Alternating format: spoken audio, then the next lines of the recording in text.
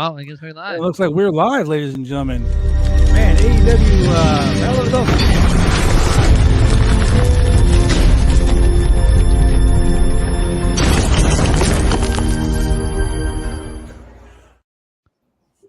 And we're live again. Good job, fucking StreamYard. Welcome back. Look at this. Let's get it started. Let's get leaked on the first match on this whole stream right here. Let's watch along. Is your AEW TNT Championship. Your boy Jay Lethal 1 hour taking on Wardlow. I'm your boy, the franchise player, Double B Bad Blood, joined by the Mixologist and Substance Chemical Julian. That dude over there, Jameis Mooney. That dude in the chair, your boy Shane Husky. And the man who is submissive and breedable, your boy Big Money Drew. Welcome to the AEW. Damn it, I'm the real submissive and breedable champion. Get out of here. Get on my level. Speaking of, I cannot resist it. Breedable, here comes Wardlow. Big money. Yeah. Speaking of, here comes Wardlow. Dude, Wardlow. I'm all about Sanjay Dutt with the fucking pencil in his ear, dude. That's just so funny for me. I'm glad Sanjay Dutt's having one when he can get his flowers. It's your boy Kenny from the Call Up Podcast. So just to be clear, this is called Battle of the Belts, but only one dude's got a belt. Okay, so I make this comment every time there's a Battle of the Belts. I'm sorry, it should just be Rampage, Night of Champions or some shit. It should not be a Battle of the Belts because for me, a Battle of the Belt is you and me both got a belt we're defending. They should just call this like AK-47 Saturday Night. They should call it 38 Special. Jay Lethal already got it. That's great. If Jay Lethal wins, probably won't, but damn. Jay Lethal ain't winning. Okay, I have not seen any of the results for any of the because I don't want to know. All I know is that Wardlow is submissive and breathable. That is it. That is all that matters. The only power bottom seem to like Wardlow. I'm the double power bottom champion. What are you talking about? The double power bottom champion. Wow. Shane, do you want some waffles to stomp? Probably not. No. Shane, I think you deserve a chocolate stranger. Mm-hmm. Hey, Kenny, look, I say it all the time, dude. Every fucking time. I never get why they don't put all the titles online for this show. Real talk, Kenny. Yo, man, if you want to jump on, I'll shoot you a link if you want to get in, unless you're working right now. Also, real talk here. Why is everyone mad at Karrion Kross returning to SmackDown? What happened? Look, because he's not mad at Karrion Kross for nothing. What are you talking about? That's a real big dude. That's a big guy. Yeah. That's the one dude you don't want to mess with. Oh no, I wouldn't mess with him. But I don't. He bores me. Wow. What happened to Tiger Ali sing? I kind of think that Scarlett lip syncing the song that she sang is a little weird.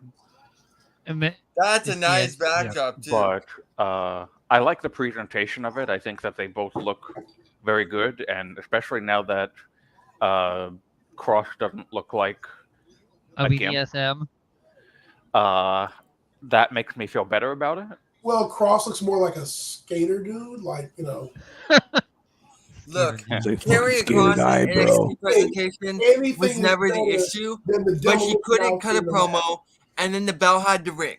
So he had the coolest entrance in the world, but there was nothing more to the guy. Once again, here's the thing: certain guys need people to speak for them, and certain guys don't. Karrion Kross just happened to be one of those guys that was all muscle, all power, had a hot ass wife who can cut a promo or who can be part of the presentation. Presentation is 90% of wrestling. Yeah, and not only take a shitty ass worker. You can take a shitty ass worker, give him a manager that can talk for him, and boom, there you go. We have a lot of examples. Look at James Ellsworth. Look at James Ellsworth. The guy was a shitty ass person. And because he was with Carmella, he got to be in a WrestleMania match. No, it's because he was working with AJ Styles. That's what got him over his butt. Nice. Time that was. Right, 2016 was weird. This is more of a wrestling match than I was expecting. Hey, you know what? This is probably going to be like a bad idea for me to speak into the universe. What? I really do think that Wardlow versus Ryback would be decent. Really, Julian? No. Well, I mean, of course, Ryback. Mute him. And that's it for us, folks. Mute him. Have a terrific Mute him. night. Thank you for joining us. That would be like, they'd have to job him out. But, Wardlow and Ryback are kind of looking like the same dude, except for the dumb shit. Wow. That's a clean suit. I can see Wardlow putting Jay Lethal in the backbreaker and doing what did he do when he did the stomp around the feed me more. Oh, that bump looked good. Feed me more, dude. I mean, you all know that Ryback. Did you know that Ryback has a YouTube channel and he does inspiration videos? Just check him out. Like Jesus inspiration. You know what I love about Jay Leto's Tope Suicida? It's clean. He lands on his feet. Yeah. Oh, I do the same thing. Because it looks better. Why are you going to voluntarily take a bump for a guy who's not guaranteed to catch you when you can hit the guy straight on and then just have him take the bump and land on their feet? I like how you just did. I like how you just did that Ric Flair strut as he's the guy who fucking tapped out to the figure four. And the next Ric Flair last match is going to be against Nick Gage. Hold on, no. That was Double J who tapped out. Oh yeah, that's right. That was nobody who tapped out because it was a double pinfall that didn't count. Yeah. Very true. Brought to you by Domino's. I was listening to a review of the match, and someone said he's doing the strut again. California Raisin. Oh, it was horrible. But did you see the video of Ric Flair smoking some weed? I would never. He was taking a big ass puff, and it was called the Ric Flair drip. Nope. That doesn't surprise me though. Nope. Yeah, I'll have to find it again. But Flair took this big ass toke, and it was like, they were like, Rick, what do you think of that Ric Flair drip? He's like, woo! And I was like, oh my god. Woo! It's probably the only way he was like, going to you get were through canceled that then, you're canceled now. He's an injured dude by smoking weed. That'll be hilarious. Nope. Ric Flair with blade just from a. Dude, Ric Flair's face is full of tissue because of the whole blading he does. Ric Flair probably Dustin would was just the same way bleed. towards the end of his life. He would probably just bleed from smoking weed. He was probably bleeding as he was smoking. Yes. Right? Man, that's a hell of a hit you took. Oh, sure did. Oh man, I'm bleeding. Yeah. There you go. Rick, did you blade? No, man, I swear. Woo! I woke up this morning and put a shirt on. I'm juicing everywhere. It's spaghetti sauce, man. Woo! Man, if the Macho Man were alive today, I wonder what he'd be doing. I mean, he already did some raps. So. Oh yeah, he did, and he was in Spider-Man. He was a Spider-Man. Bonesaw is ready. Bonesaw is ready. Oh, I forgot he was in the first Spider-Man. Yeah, he was. That was great. I didn't even know who it was. Spider-Man too. Lethal was still doing the Black Machismo thing. Good morning, Quick Vic. All the way from Germany. Oh, Wardlow powerbomb. Oh no, Jay Lethal's getting out of that. Whoop. Oh, I'm ahead of you, Shane. Hey, I gotta say this. I gotta say something about setting this thing though. For a big guy, dude can move a little bit. Right back through it. Oh! Here comes the lethal injection, which is going to fail yet again. That clothesline, what the hell? Dude, he hits the lethal injection like 1 out of 5 times. Hey, guys, since Triple H is in charge of booking, do you think Dear IKEA? Do you know what I like about this? And perhaps it's not the best match of Wardlow's run so far. I like that they're building to the powerbomb. Like, Wardlow doesn't usually struggle to the powerbomb, and it just makes it. Of course, Leto's going to find ways to escape. He's a weasel. Wait. Can someone please explain to me why Wardlow just did that spot with the clothesline? Like it was a fucking hammer. He bent down like he's picking some up and hit Jay Lethal, who hit a 3. It was kind of like what Veer did when Veer was. Can you explain to me why Wardlow kept on shoving Jay Lethal's head into his crotch? Like, no, you don't. Okay, there we go. No, you gonna take this. Man. You taking this shit. You gonna take this. Wardlow wins. Well, of course. Ain't nobody coming in to help. One power bomb. His dudes are right there. Like he was fucking make love to him. They're right there. They're right there next to the ring. Why did you come in after? You're supposed to help me before I lose, not after. Oh, you. Ooh, that's a nice visual. 3-on-1 assault. Oh my god, nobody. That's a big ass. Hey, that's a big ass suit that Satnam Singh's wearing. Right, that's a nice suit. That's a big ass purple suit. That's like a Steve Harvey large. Did you guys see on Twitter that Veer Mahan might be repackaged into actually IKEA Veer? I hope so. Oh my god. Are they calling it IKEA Veer? No, like I actually do hope that we get the representation that we're supposed to get from Veer from IKEA. Like you say from IKEA. He's gonna be chilling like I'm coming. Hailing guys. from Switzerland. He'll be like, I'm coming. I'm coming. This summer, every week, I'm coming. Another Antilles. He'll be like, I'm coming to a. This isn't doing it for me. So like I get they're setting up Wardlow versus Satnam Singh, which isn't going to be good. Satnam Singh's not even intimidated for a big guy. He looks too friendly. He looks too friendly. That's what I'm saying. He's like a nice fucking guy. Man, I don't want to hurt you because you're so friendly. Like, no. I don't want to hurt you, but we're friends, right? But I know they're setting that up, but the match just doesn't for me. Satnam Singh's too green, and Wardlow doesn't have the experience yet. You just kick him in the nuts. Pull a quality match out of him. It's gonna be a big meaty man slapping me. It took two of them to backdrop him. That's right. See, this makes Satnam Singh look like what's that fucker? Yeah, Lord, this was slow. What's his name? What's that dude's name? El Gigante. Great Khali. Giant Gonzalez. Yeah.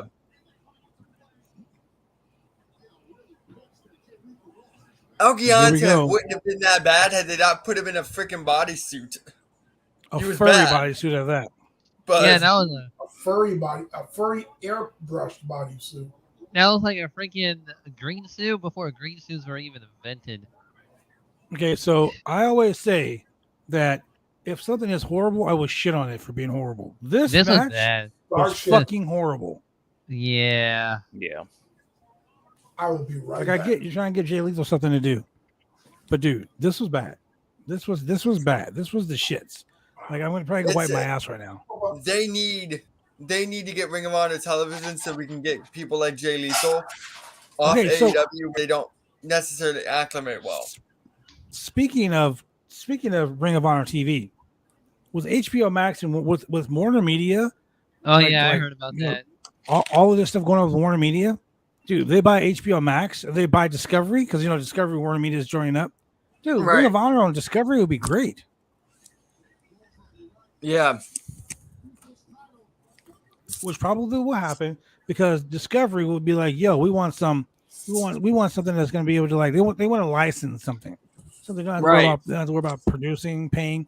Dude, Ring of Honor has like a content library of 20 fucking years long. Not to mention, wrestling is always going to sell, even if it's a down promotion, because it takes so much money to produce your own content, but wrestling produces it for you. True. So television and live sports always do well. And while wrestling could be argued, that's right. Big news. Not exactly a sport. I think it is. It's still year-round live actions. Whereas baseball, the Ring of Honor contracts that were signed today were the boys. September. Their World 6-Man Tag Team Champions signed a contract today. So yeah, that's awesome. Dalton Castle's a star. He is a definite star. For some reason I can't figure out why. It might be my camera. I'm probably gonna clean the camera off, so let me do that. I'll be right back. Okay. I kind of feel like maybe Tony rushed doing Ring of Honor stuff.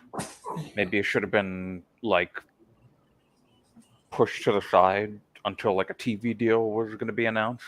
Yeah, because he already has AEW doing it. Just like when there's nothing, like no AEW pay-per-views going on. That's when you should do the whole Ring of Honor stuff, but there's no AEW pay-per-views. I like that AEW's pay-per-views are quarterly. I hope that never changes. No, I think it allows the stories to breathe.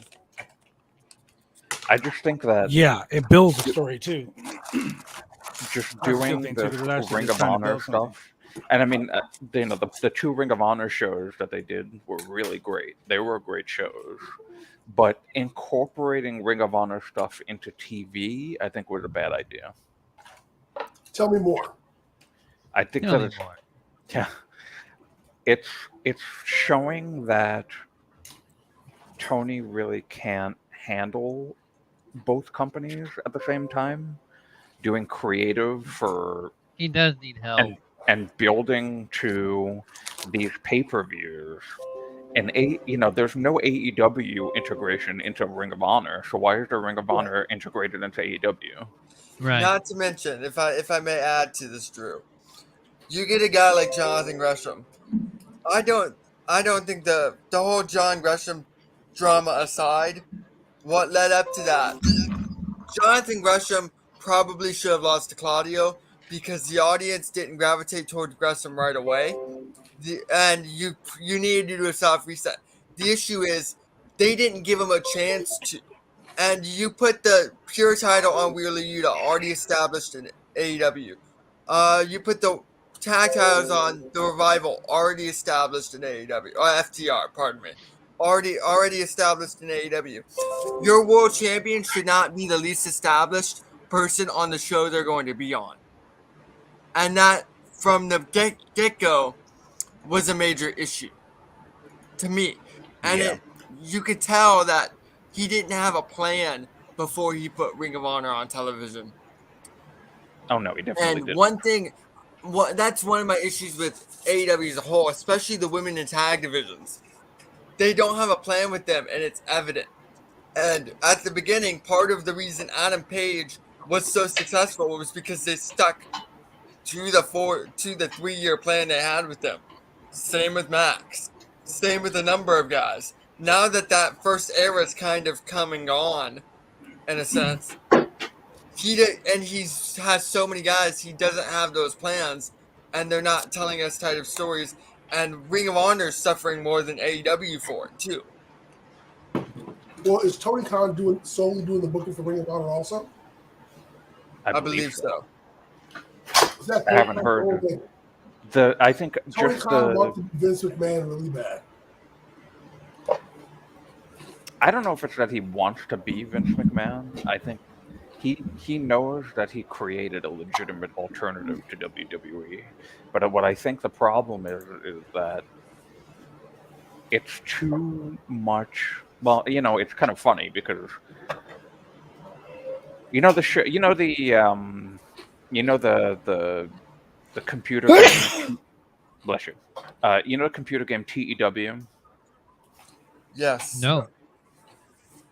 It's a for those who don't know, TEW, Total Extreme Wrestling. Right? That's what it's called. TEW. Yes.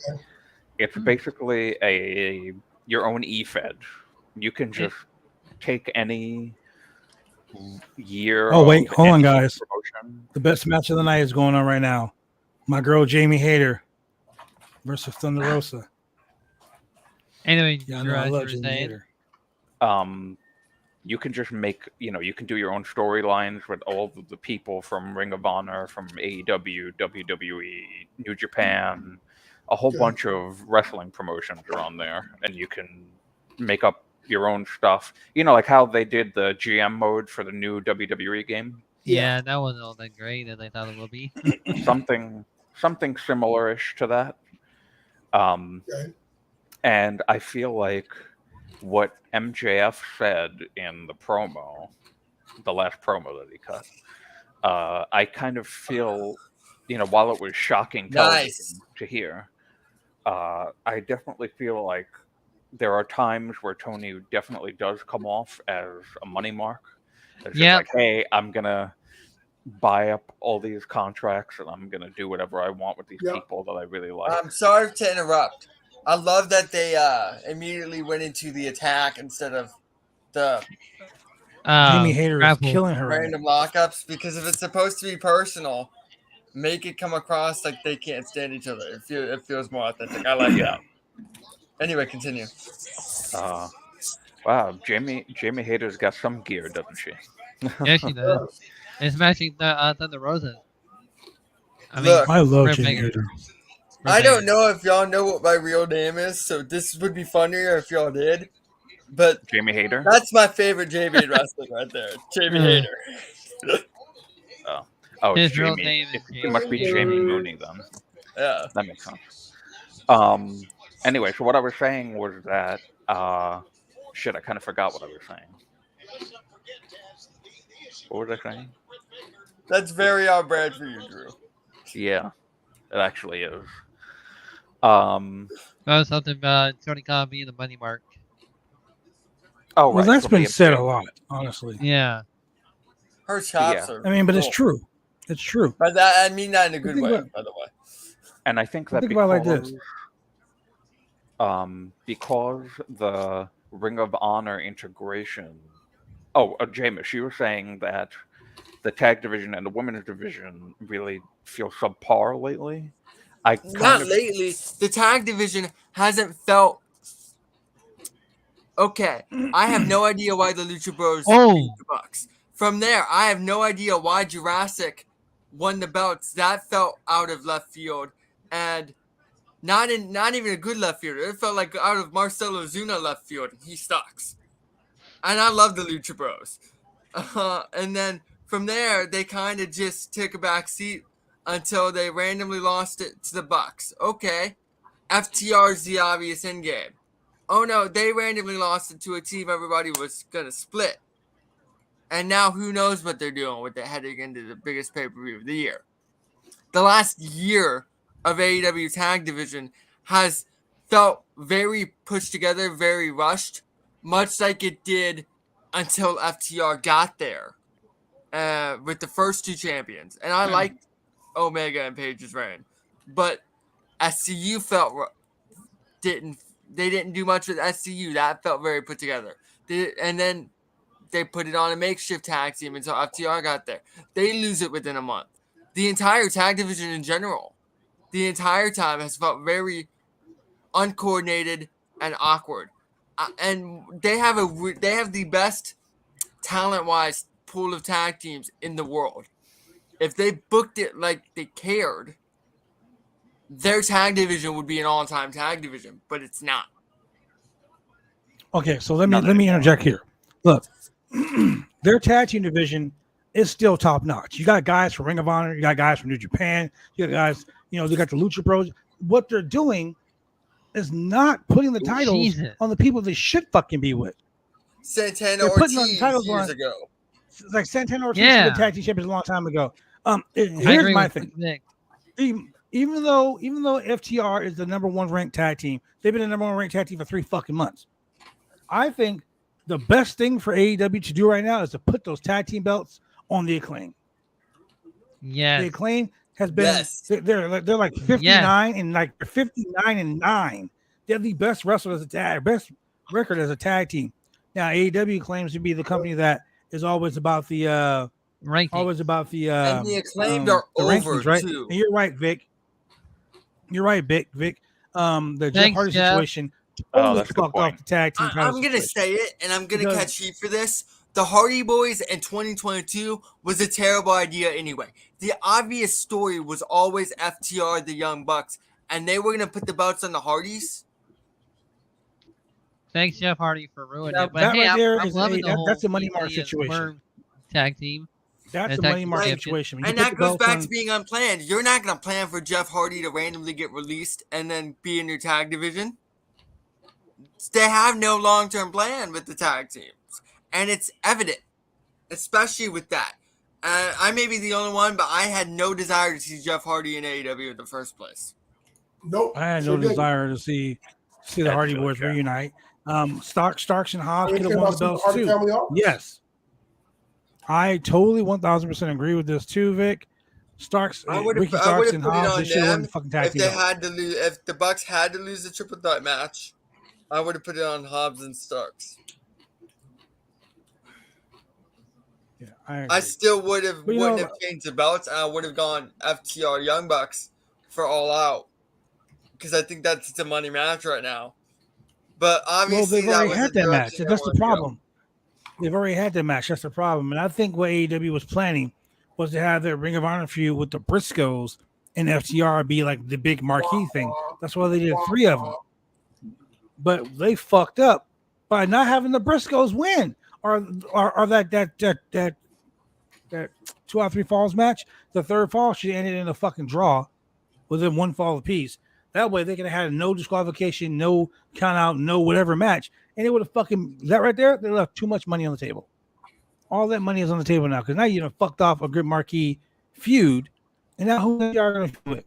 FTR could have had a trilogy with the Briscoes or the Bucks, because aren't they 1-1 against each other? The Bucks? Yeah, the Bucks and FTR are 1-1.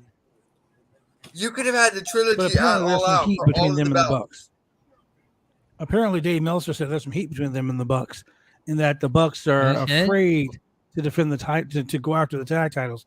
That's why the Bucks are going to win the 6-man belts. I don't know how true that is. I doubt it's actually true, but they can get over it. Do business. I say put the tag belts on FTR. What is the beef between the 2 of them anyway? Yeah, what is the beef? I don't know. FTR is very. What's the word I'm looking for? Childish, immature, unprofessional. When they had that triple threat match, and 2 of the teams had belts, they fucked up because they should have picked 3 teams with belts and made it much higher stakes. And then you could have had somebody challenge them for one of those belts. And at the time, the Bucks were the tag team champions. So, like Private Party, where's Private Party? Exactly. On Dark, what? It's the right. It's like, listen, this is. I'm not really exactly an advocate of this idea. Yeah, I'm just gonna put it out there and see what you guys think. But does Rampage need to be 2 hours and have its own belt? No. Does Rampage need to be 2 hours? Hold on. No, I finally figured out the word. The heat between the Bucks and the Rampage FTR, this backstage heat, feels very contrived. Huh. It is what it is, man. Look, here's the thing. Okay, I'm gonna shoot straight with you guys as a professional wrestler, not as a podcaster, not as a social media guy, not as a news person. As someone that gets in the ring and does this shit, as someone that has ran the backstage, as someone that deals with the backstage politics. That's exactly what it is. Fucking politics and drama and bullshit. It's like saying, you know what, Shane? I don't like the fact that you got on a shirt with something yellow on it, so now I'm going to be pissed off. And now I'm going to try to get Julian to be pissed off at you. You don't like that? And then I'm going to call Drew and tell Drew to be pissed off at you. Let me get my clique together, so now me and my clique are mad at you for wearing a fucking Taco Bell shirt. Then you go to Jameis and you say, hey, Jameis, I don't want to lose the belt to him because he's mad because I have a Taco Bell shirt on. Can you have my back? I'm going to buy both your asses. Like that's the stupid shit that happens backstage. Be it big promotions, small promotions, it's professional wrestling. Sometimes people don't want to do business. Sometimes people get a little butthurt that someone's more over than they are, and they create stories. Yeah, you know, and they create stories to get rid of the person over them. Yeah, it's probably. You know, that's why I always say you have to look at wrestling as a wrestler. Look at wrestling as a fan. What does the fucking fan want? That's how I look at wrestling. Because that's what you're getting paid to do.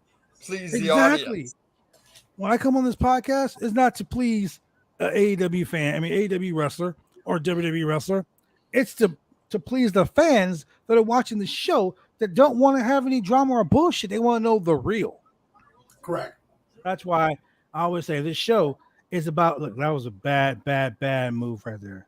Yeah. Why did she kick her in the gut before going into the pinfall? Yeah. It just looks awkward. That rock bottom looked awkward. Sorry that we've been talking about the tag team division for the last 10 minutes while the women's match is going on. Yeah, we neglected to deal with if we talk about the women's match going on right now. If we talk about the women's division, we could go on another 20-minute rant. So, I will say, speaking of the women in tag division, I love that they put the women in a different time slot and put the Acclaimed in the death slot. Yes, because that was the right choice. That gave the women a lot to a much fresher and that was a crowd fucking to killer tag work in team front match. of. That was too. But the Acclaimed are also a very crowd reliant shtick. Like putting them in the time slot where the crowd is usually more tired gets the crowd more into that time slot too, so it benefited everybody involved. But this match is pretty good. That improved the pacing of the Dynamite for me. Oh geez. Yes, the Dynamite this week was very good. It was very good. I really enjoyed a lot of Roll up of Doom? Oh, no, never mind. And yeah, doing something as simple as putting... Vic, I think that Thunder Rosa's storyline right now is that she's the champ. She's got a title on her back, and her partner wants the title too. Really? Pretty simple storyline. Everybody wants that was abrupt. Why roll up a Doom? Okay, they don't act like it. This match was horrible. That was abrupt, but do you know why I like the finish? Friend of the channel. This match fucking sucked. This match gets 2 brown thumbs down. This match was horrible. What? Thunder Rosa's a friend of the channel? Yeah, she's a friend of the channel. Yeah, and you're just telling me this now, after all this time? After all this time? Really? You know? Thunder Rosa, I love you. Me too. Saying that. And Thunder Rosa, time, dude. hey, she follows me on Twitter too, so we apologize for giving fair criticism here. She watches the show all the time, Drew. My God. I have been... I remember one day, you were on the show with us, Drew, when we were talking about her, and someone said something smart about her, and I'm like, dude, her husband is in the chat. I went over and I highlighted her husband in the chat. I don't remember that. Oh, that was actually her husband? I thought it was just a troll account. Yes. Honestly. Yes, that's her husband, dude. Like you said when Logan Paul was in the chat, I thought it was a troll account. Like, I didn't know that those were real No, that was people. legit. Did you see the blue mark? That was Logan Paul. No. Hey, Logan Paul, you should on the show. That's really them, dude. I have the yellow shirt of hers with the... It's just beautiful. The whole color and everything is wonderful. I love that shirt. My partner actually wanted to steal that shirt from me, and I said, no, that's mine. Hey, what's yours is his. What's his is yours, right? No.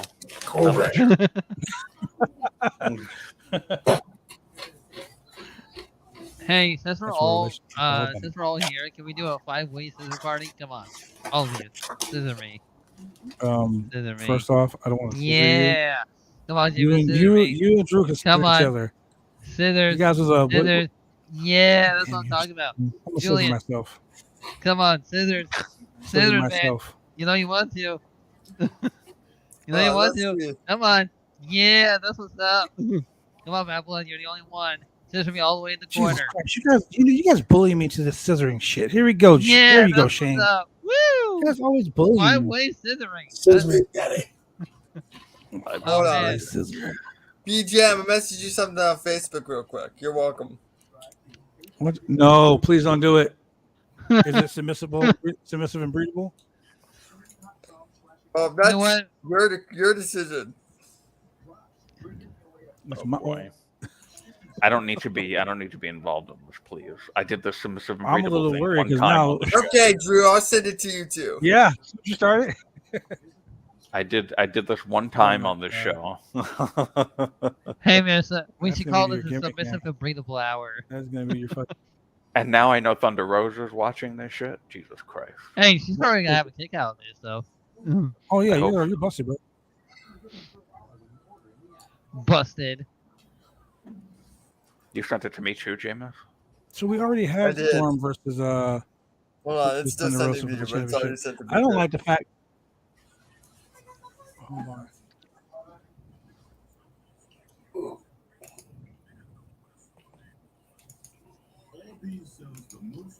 Are you guys getting Arby's commercials? Yes. Yeah, yep. I love Arby's. Arby's is pretty good.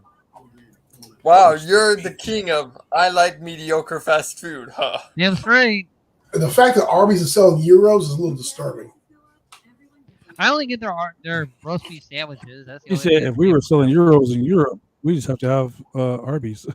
Like, that commercial made no sense. It's the Acclaimed trying to get Danhausen to scissor them. Yes. Well, I mean, I must say, I have met Anthony Bowens in person, and he is a dude. Have I told you my Acclaim story? I don't think so. So I met them at FanFest in March in Orlando, and I went up to them, and they were really cool. Both of them are really cool people. And I'm like, hey, Max, I'm going to be at your concert tonight. Is there any chance you could roast me, freestyle, and a rap? And he's like, sure. So I gave him my name and my publication. And he's like, I'm going to roast you. I didn't think he was actually going to do it. I thought he was saying it to be nice. But halfway through his concert, he brings me on stage so he can roast me, freestyle, and a rap. Oh, wow. I have a video of it and everything. And then after, I met Danhausen. I spoke with them a little bit. They're all really cool. And then I went to the next bar over and I partied that night with Chris Jericho. It was a fun night. That sounds like fun, actually. Yeah. I want Max Caster to roast me pretty hard. But like I didn't expect him to do it, but it was so cool. Like he roasted me. Like that's awesome. Oh yeah, so absolutely. Like it doesn't hurt to FTR is going right? to return at Quake at the Lake. They're going to defend the Ring of Honor Tag Team Championships. We got the Lucha Bros versus Andrade and Roosh. Is that back in Ohio? We got Madison Rain versus Jade Cargill for the TBS Women's Championship. Let's go, man. Totally. It's all going to happen Wednesday. Moxley versus Jericho for the AEW Interim World Championship. That's all going to be a Quake at the Lake. Man, here we go. Come on. Is that Bobby Cruz? I love Bobby Cruz. Yeah, Bobby Cruz is the It's for the Ring of Honor World Heavyweight Championship. I've heard this match is really good because one of the Body Slam contributors was there, and I just kept getting all caps texts to my phone about, oh, you're gonna. Kyle was like, you are going to lose your damn mind. Oh my god! I'm like, I lost my damn mind years ago, pal. USA. Yes, this fucking guy, dude. USA. He is so fucking awesome. Dude, he's really good at combining the fundamentals and translating it to the more modern Japanese style, and that translates well in the States too. Yes, dude. This match is gonna be fucking amazing. Him and Cesaro. I'm sorry. Him and Claudio have such a great chemistry together, and I hear that this match is a fucking like. I heard this match is a match of the year candidate already. Look at my boy Utes. Also, I heard Takashita to go back in to Japan. He raises the bar. Pretty soon. Is the bar. Hey man, he is not the bar. He raises the bar. No, we are the bar. Come on, let's all do it. We are the bar. We raise the bar. Do the taunt. Drew, do the taunt. Julian, BJ, do the taunt. Come on. Yeah. That's my boy. Man, I'm making people do all kinds of things on stream. Wonder what else I can make y'all do. Calm yourself down, buddy. Calm yourself down. I'm gonna do this, and I'm the gay one here. Pause, Mister. Pause.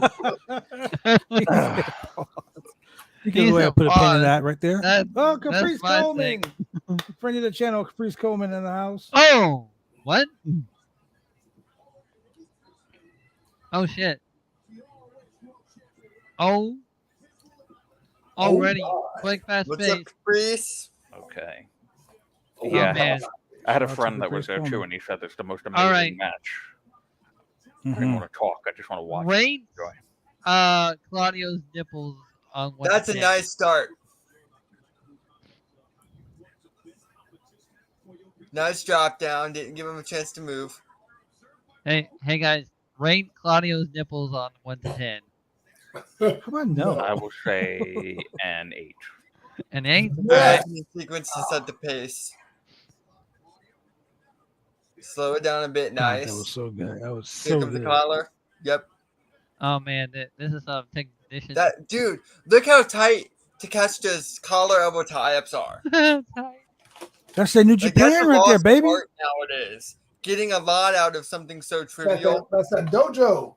in the grand scheme of things. That's really, I love his lockups.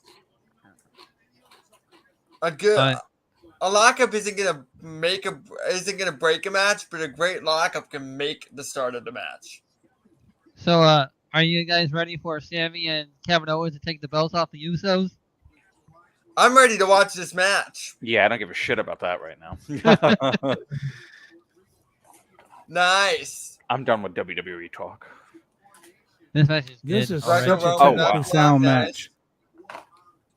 Just from the beginning, they could have put the championship on a better person than Claudio. Right.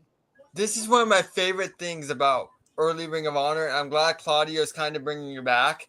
How much different guys got out of Greco-Roman knuckle locks. Whoa. It differentiates the match a little bit, and it sets a pace in the early going. Whoa. You know who was really good at that? Paul London. There's a match Paul London had with Bryan Danielson where he's in the Greco-Roman, and then he tries to get him in a head scissors, and Danielson just steps on his head. Wow. Nice. I mean, they train so much. You know, they're Vic. Shit, Vic is completely right. Ooh, that monkey flip looked good. Damn. Everybody's golf clapping.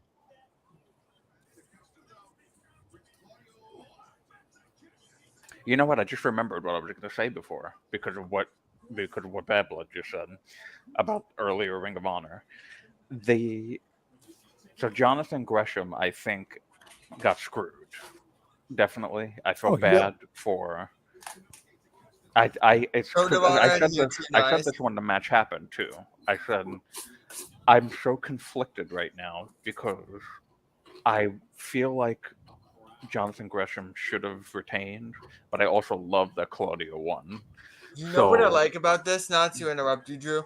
I like that there's no wasted movement here. Everything they're doing has a purpose.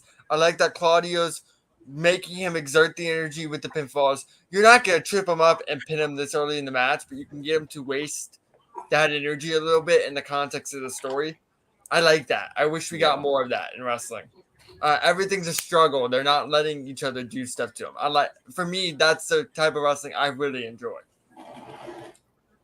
Yeah, I've noticed since my time watching AEW these types of matches like that Daniel Garcia do and Bryan Danielson now that he's able to do them, and Yuta and Lee Moriarty, like this technical style is such a great thing to watch. It really is.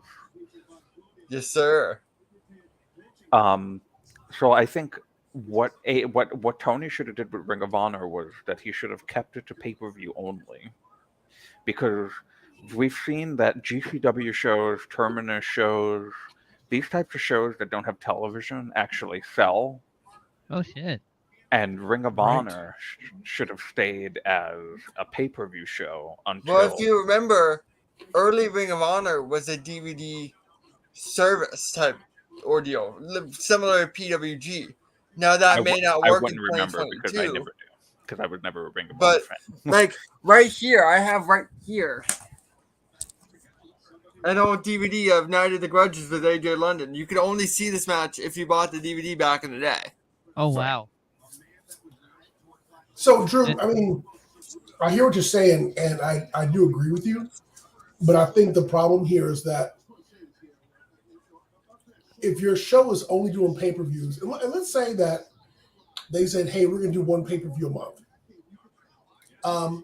you still have to kind of mitigate your storylines or minimize your action with the regular AEW roster if you're only going to tell a story 1 month at a time.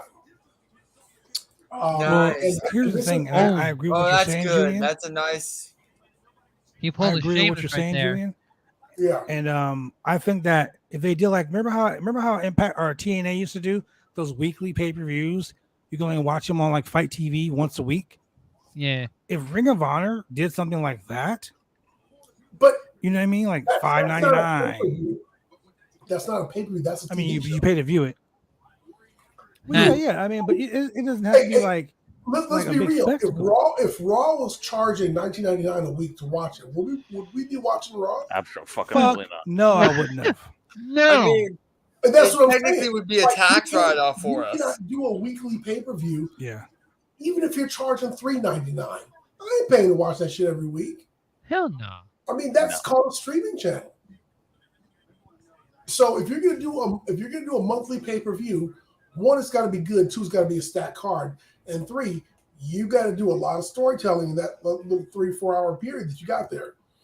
And if you're gonna have guys bleeding over into AEW in between, you can't really do too much advancing between pay-per-views, because then the people who only watch the pay-per-views are going to be lost. Now, again, it's wrestling. It's not hard to catch up on. I get that. Well, what about the idea, piggybacking off what you said, what about the idea then of, instead of integrating the Ring of Honor with Look at the way AEW Claudio TV. drives his shoulder into the back of Takeshita on this surfboard type maneuver. Just that small detail put pressure in more places. That's a nice little subtle thing to do. So Drew, you can do YouTube vignettes every. Not even vignettes. I would say one of the Darks became a Ring of Honor show, and you do a weekly or bi-weekly. Didn't I said that? 1 the hour. AEW Dark Elevation. Make that Ring of Honor TV. Yeah. Hey, Claudio's got him in a straight jacket. You don't see that every day. Hey, Blood, look at Quick Fix comment. Yeah, fuck Jobber Yeah, I know. What did he say now? Yeah. Okay, so what did Jobber Nation say? I gotta find him. I think I Nation. blocked him on Twitter. Why are we giving that guy the time of day? Fuck him. No, I'm not. Screw that guy. Now I blocked him on Twitter. Yeah, he's that. Anyway, so I think that taking a Dark and making it a Ring of Honor show would be very beneficial, to not have all of the Ring of Honor stuff tie these AEW storylines up, so where you can have people in better places right now. I feel like, taking Ring of Honor and peppering it on Rampage and doing Dynamite stuff with it, to have the people holding the titles, I think that's not a bad idea. So, like Claudio with the Ring of Honor title, he could be on Dynamite, he could be on Rampage, but to have matches that involve like this, for example, Battle of the Belts, I would not put a Ring of Honor belt on it. Oh no, I would. AEW, I would, because it's a battle of belts. I will make this battle of belts like Ring of Honor versus AEW, Ring of Honor versus AAA, AEW versus AAA. You know what I mean? Like to me, that's battle of the belts. Yeah, that's a good point. Unification matches, champion versus champion, New Japan versus AAA. Shit like that. Just battle of the belts. Let's put on 3 matches. One guy is just a championship match. That's fucking stupid. This could have been Claudio versus Moxley. Oh, yeah. That would have been. I don't know. I'm enjoying this match, though. I know y'all are. Oh no, I'm enjoying it too. Absolutely. Yeah, I'm really enjoying or it could have been Claudio and Wheeler Yuta versus FTR. Oh. Huh. That would be a good match too. The BCC, not the BBC. Renee. That's right, the BBC. I'm sorry, it's the BCC. Picture. Sorry, Renee Piquet. Oh, yeah, I'm ahead of you, Julian. Oh, now nice Erica Randy. I know I'm behind too. All of us are on different. Behind. I like how he has 1 follower. Oh. The new page for him. Oh. He's got a new page. By the way, follower. I'm 15 followers away from 800 followers on Twitter. Jobber Nation TV, the reality check for the I am IWC, 60 followers away from 600. Please give me a follow. Please give me a follow. Please, give me a follow. Please, can I have one more? I feel like I lose more followers than I gain. And then I will be 200 away from 1,000. Ultimate goal on Twitter: reach 1,000 followers. Are they wrestling Lake Minnetonka? Nothing is taken for granted in this match. I really like that. I know I've kind of already hit on that, but Did you say Lake Titicaca? I said Lake Minnetonka. They're in Michigan for this match. No, Minneapolis. The Quake by the lake. Quake by the lake. Oh, look at that. Oh man. You know what I love about Claudio, other than his footwork? He always catches his opponent. He does. He really does. Well, yeah, you're He's supposed to. Perfectly. He makes sure that they're safe. He's a considerate guy doing his job, making sure his opponent doesn't break their neck. Right. So Donnie on Twitter said, "Is it just me or these specials that AEW has been doing with the Battle of the Belts, just glorified special episodes of Rampage? Like I feel like these special shit would be live 2-hour specials on Saturday night. They could. You know what? You're fucking right, dude. If they were on Saturday night, this is WCW, and it was 2 hours, a special episode, dude. Shotgun Saturday night, I'd have been okay with it. Did this come on at 6:05? The swing. Well, unlike the 80s Braves, you really don't have Dale Murphy, guys like that, Claudel Washington preempting pro wrestling. So it's really not the same. Why is he doing Cesaro? Lynn Hubbard. It's a Claudio swing now. Fuck the fans. this does nobody. Tell me how you feel, Julian. So I remember the giant swing being a moving Tecmo wrestling. Oh, that's a Haluva kick. Yeah. Hell of a kick. Oh, Blue Thunder. You mean a Haluva kick? Yeah, hell of a kick. Hell of a kick. Yeah, it was a hell of a kick. Yeah. He's still dizzy? Come on. Wow. Man, you're taking moves from Sami Zayn as well? My guy. Takeshita belongs to which company? Everywhere. Everywhere. He doesn't need a signed contract. He belongs everywhere. Oh, he doesn't. He's not with anybody. No, not that I know of. He should. No, I mean, New Japan. Dude, he's in DDT Pro, isn't he? DDT, there it is. He signed to DDT Pro, if I'm not mistaken. This show was pre-taped, right? Yes, it was taped on Friday. Before Rampage. Okay, because he's also at DPW right now. Oh! I would love to go. I know he's... What a maneuver! Wow. I know he's going to be gone soon. I would have loved to have seen him live. Oh, that was kind of the meh frog splash. He barely got it. Takeshita and... protuberance. Okay, Gorilla Monsoon. I would have loved for Takeshita to have been able to wrestle. Oh, that was nice. In front of the New York City crowd. That would have been incredible. Right. Right, that buckle DDT. Yeah, that buckle DDT did rule. That buckle DDT was great. Oh, you go for the V trigger. He's like, nope. He did miss the frog splash, though. He did by that a mile. buckle DDT by a looks mile. really good. That was a flying headbutt to his shoulder. Oh! Was it supposed to be a Yeah, headbutt? buckle It was DDT. meant to be a headbutt. Please say headbutt. I don't know what it was supposed to be, but it looked good. I haven't seen a flying headbutt in for a long time. Ever since Bryan Danielson did it, then you stopped doing it. Jack Gable started using that move. Crossface. It's a good false finish.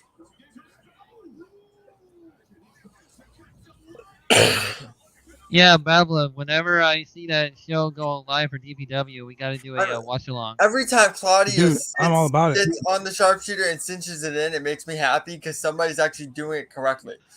Lick each other's nipples. Oh, sorry. I thought they were going to do that. Wrong show, Shane. Wrong show. Damn it. Wrong show.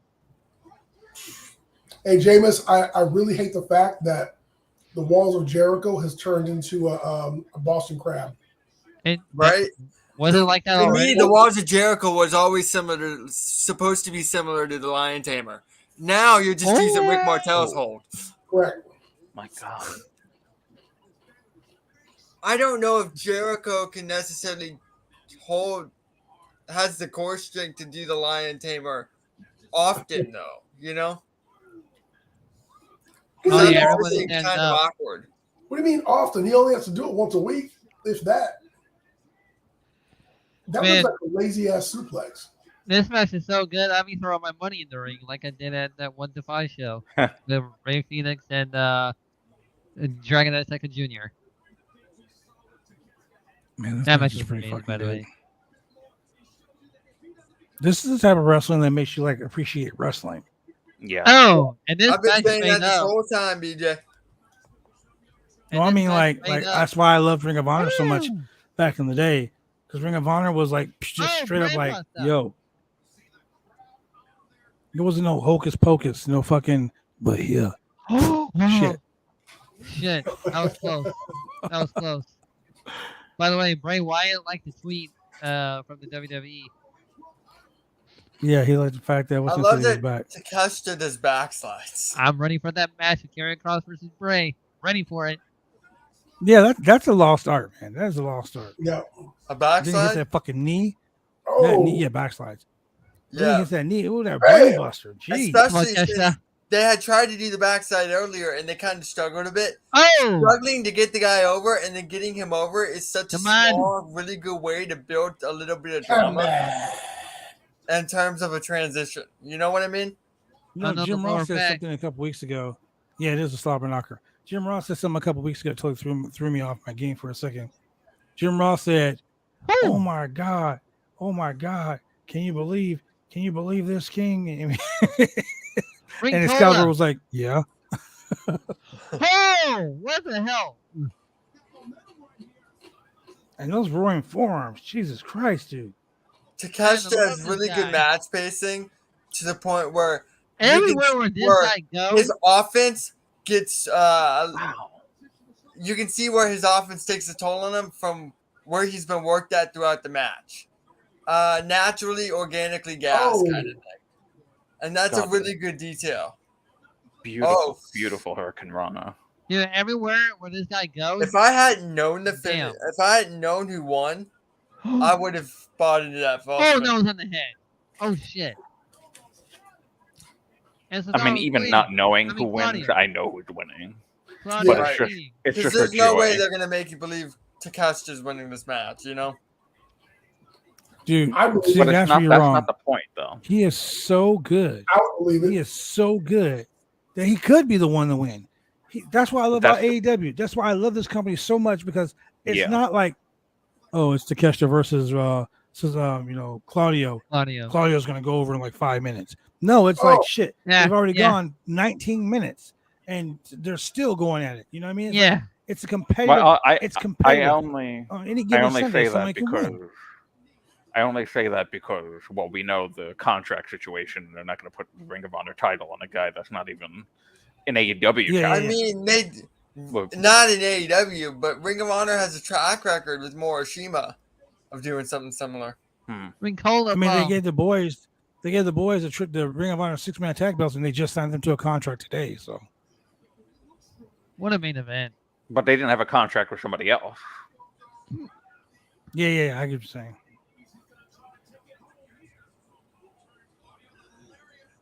Wow, that was a main event. Ricola bomb.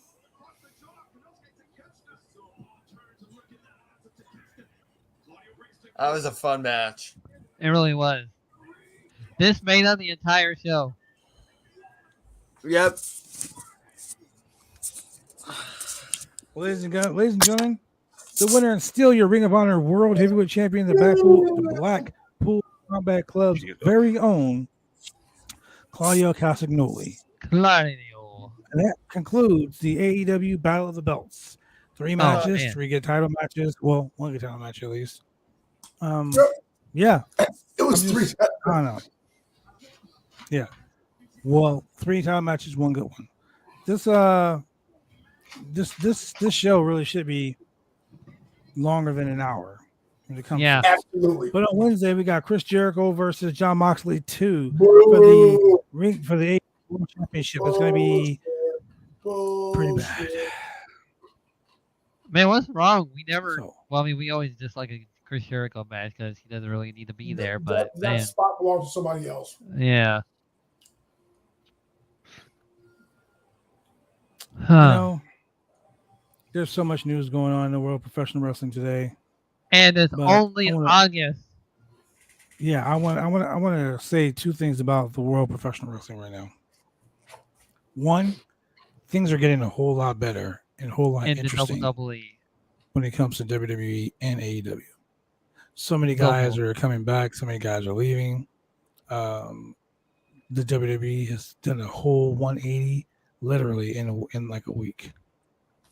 Like SummerSlam was good, and Monday Night Raw was decent. It was pretty good. 4 out of they had more matches on Monday Night Raw, and the pacing was so good. SmackDown was decent as well. Like, I mean, I don't want to say too much because when you say too much, then bad shit starts to happen. The second thing about professional wrestling. Hold on, before you go in, the second thing I want to say about professional wrestling. Professional wrestling doesn't have a place for pedophiles and things like that. Definitely. It also doesn't have a place for people who create drama and stir drama.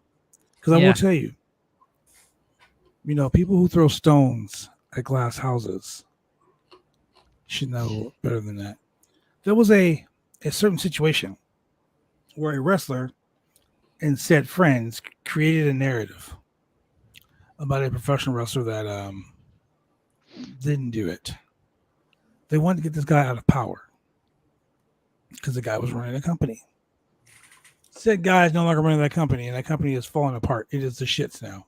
Very, very bad. It is the shits. It's only drawing 10 people now.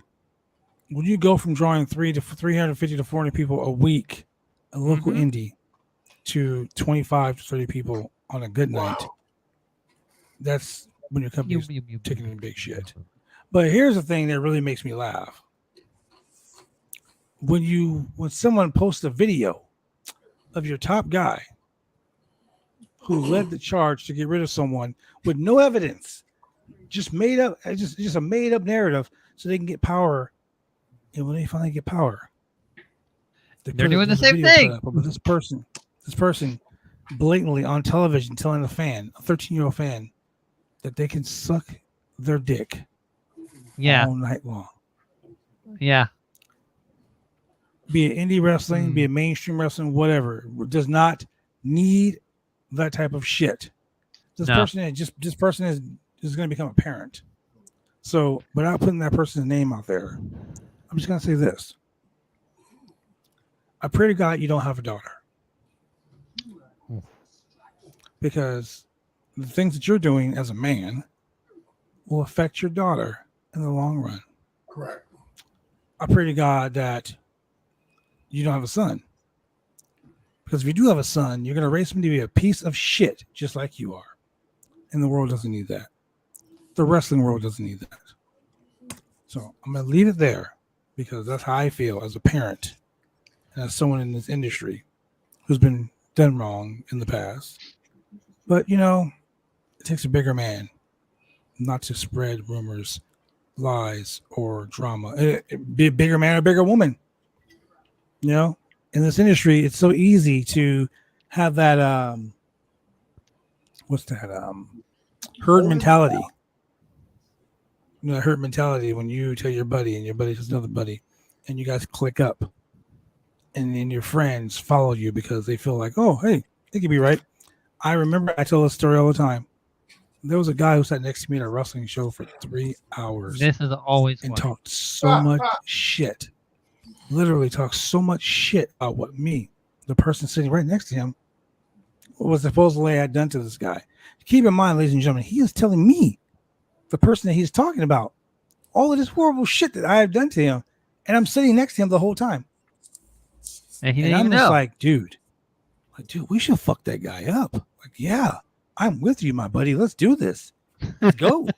He's like, yeah. I'm like, he goes, dude, I hear he's fucking here too. And I'm like, dude, if he's here, let's fuck him up. Oh my It's like god. that Yeah, let's episode go for it. of. I'm It's like, like that hold on episode one of second, Friends dude. where Yeah, the Chandler episode. the Same guy shit. in his office doesn't know Chandler's name, and so Uh-huh. they destroy Same Chandler's shit. office. Oh, Same yeah. shit. So I tell the guy that's talking shit, dude, let's fuck him up. He goes, yeah, let's go. I said, oh shit, hold on one second. I gotta go. And I jump over the guardrail. I slide in the ring, and I beat the guy's ass that I'm supposed to beat up. And I grab the mic, and I look right at the guy, and I said, for those of you who don't know who I am, I'm the franchise this is player, great. bitch. I look right at the guy. And he just looked at me like, oh my God. The point of the story is, ladies and gentlemen, don't believe half the shit you hear unless there's proof. Just like if someone got Here are caught two stealing a sides championship of the belt. story. Two sides of the story. There's Hear three both sides of them. the story. There's Yeah. three sides of the story. There's your side, there's their side, there's the truth. The truth and nothing but. And I will tell you this. If you post a video of someone doing something, they can't deny it. Because it's right there. Like if Julian posts a video of him sitting in his chair in his office right now, stroking his face, and I say, dude, did you see that video of Julian stroking his face? Man, fuck you, I never did that. It's right there. There's the proof. What? You know what I'm saying? not There's the Julian. proof. They always say the proof is in the pudding, right? Well, Bill Cosby knows about the pudding. The truth always wins. The The pudding. truth always wins. Wow. You were fucking right. Julian, make sure when you're stroking, you put the flap down so this way nobody sees you. So, Julian's like, I'll be right back. Stroke down, brother. And Julian's like, well, here. Oh, man. Hey, so speaking of SmackDown, hey, everybody here saw. Hold on. the movie- I've everybody got here saw the movie, another show to hop on. Can I dip? Yeah. Yeah. Thank you for joining us, everybody. I'm the Jameis. You can follow Solid. me on Twitter at the Jameis. Right over there. can The follow that, real dude. Yes, sir. mixologist. Editor Body Sam, Ooh. help out our podcasting. We have a lot of great podcasts, including all of the people on this wonderful stream and Shane. Have a good night, Hey, ladies Shane. and gentlemen. Tell him. Say, What? we're here. Keep those moon pies coming. Moon pies. Oh, Hey, my so God. we all saw the movie Contact, right? Yes. Except for Shane. He didn't see it. Shane, you see Contact? the movie Contact? I did not see. I don't even know what you're talking Okay, so Oh. yeah, no, I didn't either. Oh They're on my the bottom. God. Fine. So I'm talking to BJ then. So Yes, sir. what's the first rule of government spending? I don't know, Julian. What is the first rule? Make sure there's a paper trail. Why buy one when you can buy two? Yes. Which is what Vince McMahon was thinking when he hired Ronda Rousey, because he already had Shayna Baszler. Oh man. And we've been saying this for weeks. Why were you hiring Ronda Rousey when you got Shayna Baszler? And now it seems just maybe, the scales of the universe are tipping back into balance.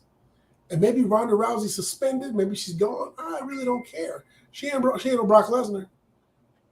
But my girl, Shayna Baszler, is your new number one contender for the SmackDown Women's Championship. I'm happy and hope she wins because Liv is not a believable champion. That was the I word. hope she Oh, kills boy. Liv Morgan. Wow. You said the word kill on live. I hope she chokes her out, turns her purple in the middle of the ring, breaks her other arm while she had it. Wow. Woof. Be like, live through this, bitch.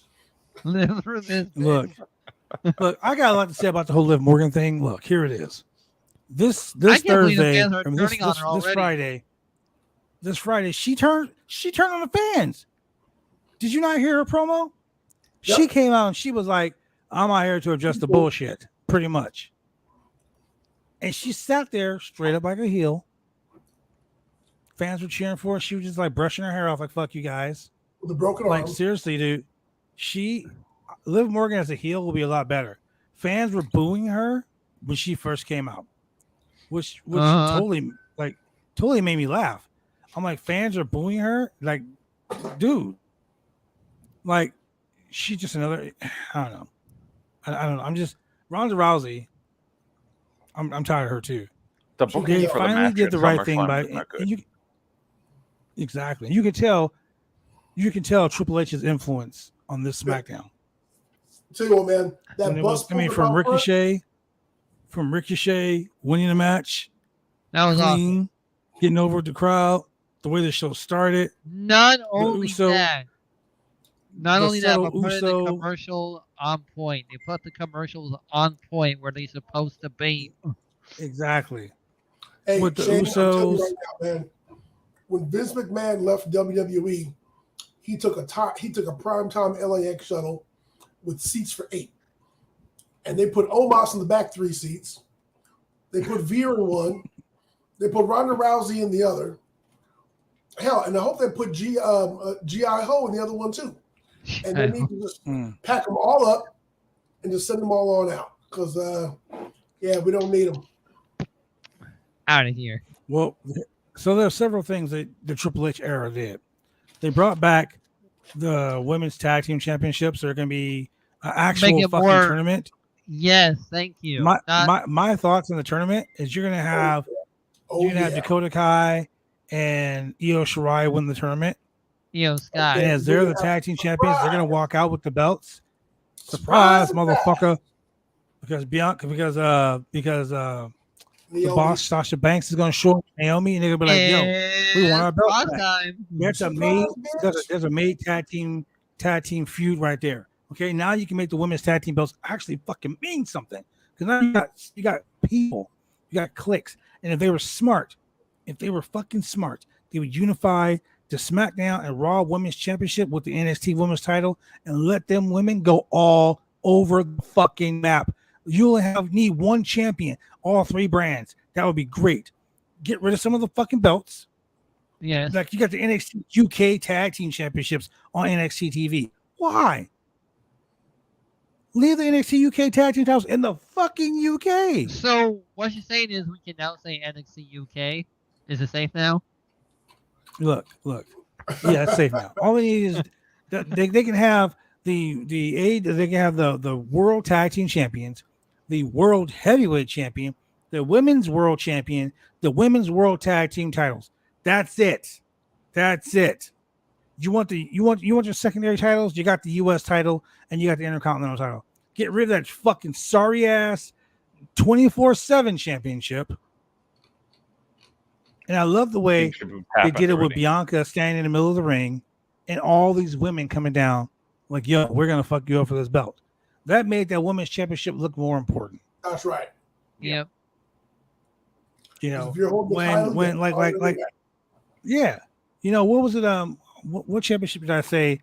When you had Theory, Brock Lesnar, and Drew McIntyre all at Roman like, yo, we're coming for your belt. Now you got fucking Karrion Kross too. That makes those championships actually mean something. That makes that championship look like the guys who are going after him end up butting heads. I better see a 6-man Hell in a Cell match. The 6-man and Hell. Here's the thing about world champions. Here's the thing about champions. As a champion, you are neither face nor heel. You're the champ. Win because everyone is gunning for your title. Good guys, bad guys, everyone's gunning for your title. So you should not be a face nor a heel. You should just be the fucking champion. And that is why that's the way I've always looked at wrestling. Yeah. When Eddie was champ, he wasn't a heel. No. He was just trying to keep his belt. And everyone liked it. He wasn't a face either. Yep, he did everything to keep his belt. Man, and that's what a champion does.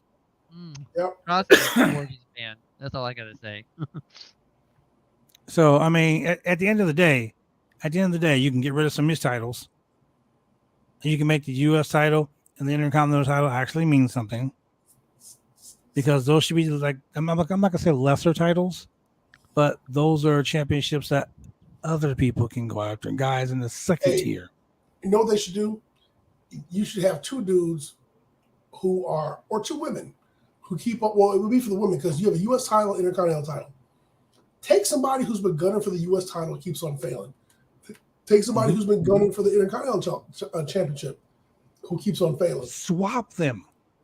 Have them come up to each other and be like, "Hey, look, we've been going for these mid-card titles and they ain't been working out. Let's go after the tag team belts together." Mm-hmm. It's just repurposing, but at least you're going for a title. At least you're doing something. You know, my whole point about both Raw and SmackDown, and actually Bad Blood is the one who got me thinking this way. When there's a segment, when there's an in-ring segment or even a match, what's the reason behind this? What are the stakes? Mm-hmm. Like, what does anybody have to gain or lose from this segment or from this match? Which is why when AEW had that three-way tag team match, and only 2 of the teams had belts, I was like, "Fuck these dudes with no belts." What the other team got to offer? You come into the barbecue with no ice and no plates. Like, no ice and no plate. And you up here trying to take home a plate for your mama and your daddy? No, it doesn't work like that. You know, I don't want to be back. Like, you're not. I mean, champions have said this over and over. Like, you know, you're here to be champion. You're not here to just be doing nothing, which is true. But you should always be trying to pursue some piece of gold, and, you know, use your U.S. title as a stepping stone to the Raw Championship. Use your Intercontinental title as a stepping stone to the Universal Championship. I mean, just do what you got to do to move up through the company. And if you take a few L's, you take a few L's. Everybody should be jumping on Jon Moxley's back, especially for the mucho shit that he be talking. Oh, right. I'm the bloodiest. I'm the evilest. I'm the this. People need to be stomping him out. Wardlow needs to just run up and knock his ass out with the belt, because that's his next logical step. Moxley needs to have it, and if BCC has to have his back and watch his back, that's part of your storyline too. But if you are champion and you're running your mouth about how you live for this and this is your life and you're the toughest and you're the baddest, you might have to prove that shit night on night, man. Hey, and the fact that on AEW Dynamite last week, on AEW was it Rampage or Dynamite? You had fucking members of his clique.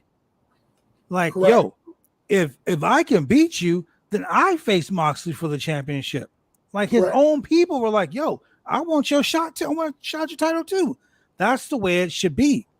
You're the champion. You're the top guy. Guess what?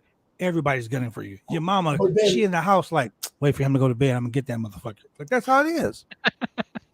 But remember Moxley's promo. The reason why I liked his promo so much was because they're like, "Hey, Mox, who do you want to win? Wheeler Yuta or Chris Jericho?" I don't care. I really don't care who wins. I don't care if it's Wheeler Yuta. I don't care if it's Chris Jericho. Whoever it is, I'm going to beat their ass. Thank you. That's the way it should be. And that's where it should be. No hate against my teammate. No hate against Chris Jericho, you piece of shit, self-promoting person. But I don't care who wins, because if you're coming after my belt, I'm going to beat your ass. You're trying to take food off my table. You trying to it's like this. NFC North. To a pair of pumps off my lady. You know, it's like the NFC North, right?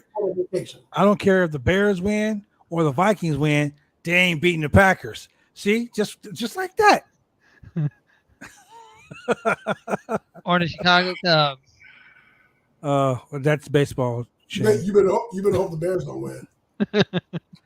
Oh man, the Bears win, I'm gonna fucking kill myself at night. You know, it's James Ellsworth versus Wardlow. Oh God. But if imagine, I kind of care who wins in that match. Imagine, yeah. But if James Ellsworth wins, I mean, it might be a shorter episode of Dynamite. That's might be a bad rating night of Dynamite. Oh my God! Any man with two hands got a fighting chance. Oh man! You know what? After he said that, man with no chin has a fighting chance. And knocked him down and broke his wrist. That would be the best. Choppy hand. Oh man, I don't know, man. WWE but has at the end of the day, really man, stepping up, and I'm wrestling happy to be. And Triple H is signing more people. Yeah. Now, here's another thing that I need to get out. I need to get out because it's been bothering me. You need to inflate your roster. Stop running so lean. Hold on. here's the thing that really bothers me, though. Okay, and Shane posted it. How do you be like, hey, I'm the WWE, and I'm about to hire this guy. I'm gonna bring this guy back. And people are like, yes, let's fucking go. But then Tony Khan's like, yo, I'm gonna sign this guy. I'm gonna sign this guy. Yep. I'm gonna sign this guy. Oh, your roster's too bloated. Stop it. Yep. Dude. Here's my question. Shut the fuck up. Here's my People are question. hypocrites. The big question. Triple H, what happens when the pops run out? That's all I have to say. That's what everybody was telling Tony. Oh, the same thing that happened to Tony Khan. I mean, you know, ATM Tony Khan. Just like it was ATM Eric Bischoff. Oh, don't even get me started on that. Look, I mean, the pops have worn off for Tony Khan. No. But here's the thing, though. Here's the thing. Tony Khan has been He's been tested. He's been government tested. He's got the USDA grade A stamp of approval. You know why? Because when the pops stop happening for all the special people coming in, he made do what the fuck he had. Yeah. He's building what he has. Really, WWE has a thing about Daniel Garcia, that's the Vince Wardlow, Thunder Rosa, Britt Baker, all these people. People forget the first line of AEW champions were not WWE people. Well, minus Chris Jericho. Chris Jericho was the first. But people were ignoring that fact. so many people who have been champions: Young Bucks, Kenny, Hangman, Wardlow. I mean, women, all the women, pretty much. Scorpio Every single Sky, woman, Ricky not one Starks. woman. Jade, Britt, Rosa, Nyla, Sheeta. I mean, so many champions have not been in WWE. But if you are in a small role or been in a small role with the WWE, that means you're a former ex-WWE talent, which that makes no fucking But sense here's to the me problem. whatsoever. Here's the problem, though. Oh my God, CM Punk's the world champion. Jon Moxley's the world champion. Oh, they're all WWE champions now. They just brought in a bunch of WWE guys and gave all the belts to the WWE guys. FTR's the tag team champions. Oh, they're just all WWE guys. But like you just said, Drew, the first 5 champions of AEW, 4 of those 5 weren't WWE champions. But they ignore that. They completely ignore that. That's all about the SCU. Yeah. SCU, same thing. You know what I'm saying? It's all about the narrative. You're right. It's all about the narrative. But now that Triple H is in charge, we can I give Triple H 90 days. In the first 90 days, let's see what he does in 90 days. Don't be like, oh, Triple H is a god because he did this for 1 week of Raw, 1 week of SmackDown. Sorry, that's already. Let's go 12 more fucking weeks. You know what? Not even 90 days, 30 days, because wrestling fans are shit. We are fickle as fuck. Yes, we are. Some of the shittiest fans ever in the world. We can never be satisfied. Okay, not all of us, but some people can never be satisfied. Oh, it's a Triple H guy, just like Vince had his Vince guys. Oh, he's hiring these no-namers that Vince wouldn't give a chance. He didn't give him a chance for a reason. Watch him flop on Triple H. I hate it. I'll be honest though, if I have to choose between Triple H guys and Vince McMahon guys, I'm choosing Triple H guys. Yeah, I'm totally Triple H. I want to go. You know why? You want to know why you choose Triple H guys? Because they are fucking wrestlers. They're not just comic book characters. They're not 7 foot tall fucking guys that can't fucking. Omos can't spell wrestling. What are you talking about? He was almost there. Almost there. Shut up. All right, we're done. Hey, that's it. If FCW was still around, Omos would have had some place to go train. Yeah, seriously. No, if NXT wasn't the NXT that it is right now, Omos could have been there. Yeah, seriously. No. That's still too good for him. He needs to go back to Ohio Valley Wrestling. You don't need him on TV. Let him go home and shit. He could be like Batista with fucking fangs. Leviathan. Let him go do that first. He could be Deacon Omos for a while.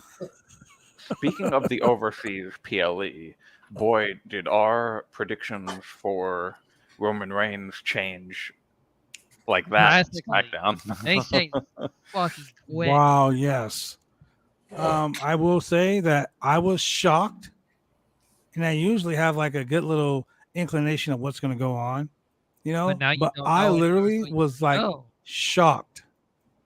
I was shocked at this fucking situation. I was like, "What the fuck just happened?" Like, I was so shocked. We're talking about SmackDown. Hold on. Put this SmackDown. Are you ready? I was like, "Wow," and people were like,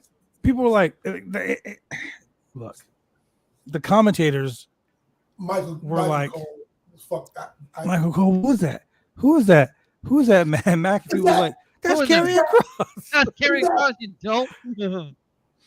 Well, I would understand tweet? Pat McAfee knowing Karrion Kross more than Michael Cole, because what Michael Cole has seen of Karrion Kross is a guy in some idiotic S&M wear. Bondage. So he saw Dominatrix Cross.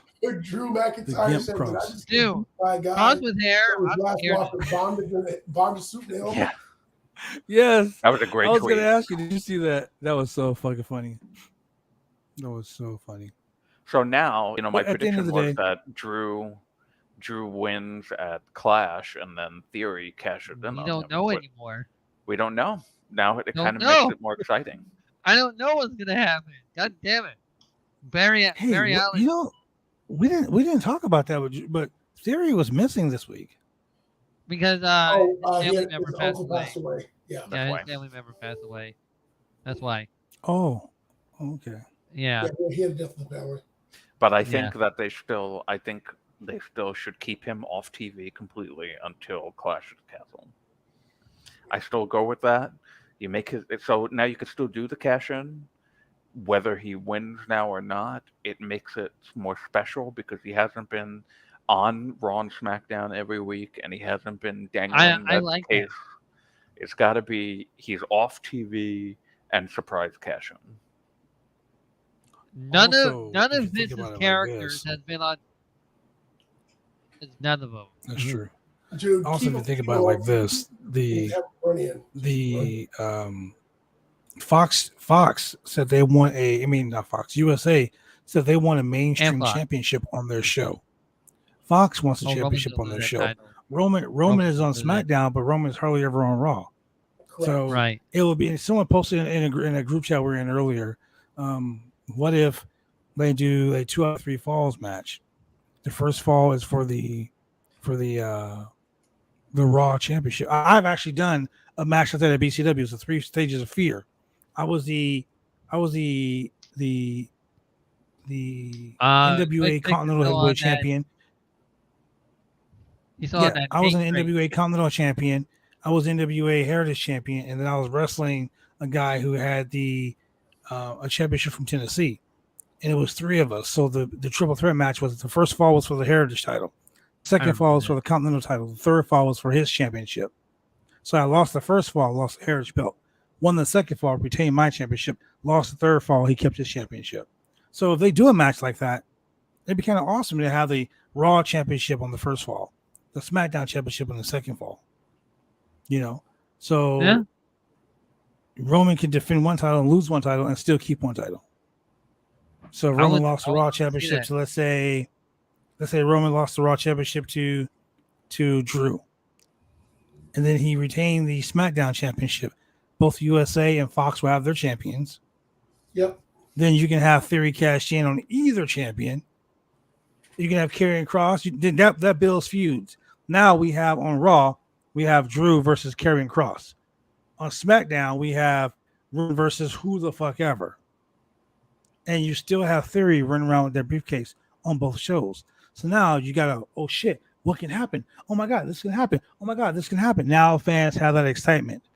Instead of that pre-programmed, oh, this is going to happen on Raw. Yeah. Yep.